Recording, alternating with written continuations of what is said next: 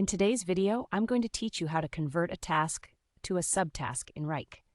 If you find this useful, consider subscribing and liking the video. Now let's get started. The first thing you need to do is log into your Wrike account. If you find it easier, you can use your linked Google credentials for a quicker login.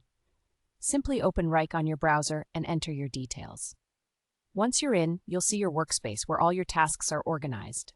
Next, let's locate the task that you want to convert into a subtask. In your task list, hover your mouse cursor over the task you want to change. You should see an icon with 6 tiny dots appear next to the task name.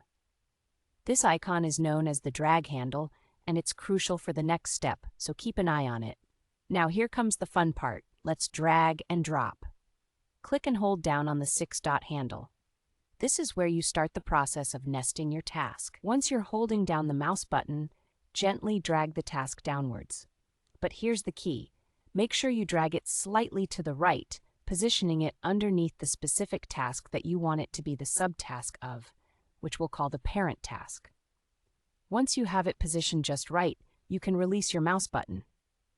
And just like that, Wrike will automatically nest that task, converting it into a subtask of the main task above it.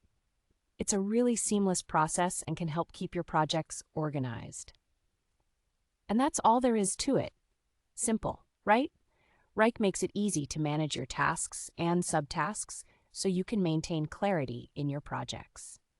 If you have any questions or need further assistance with Wrike or other project management tools, feel free to leave a comment below. I'm here to help. Remember, managing your tasks efficiently can greatly improve your productivity. So take advantage of these tools to keep your workflow smooth and your projects on track. Before you go, don't forget to like and subscribe if you found this tutorial helpful. Also, hit that notification bell so you don't miss any future videos where we dive deeper into exploring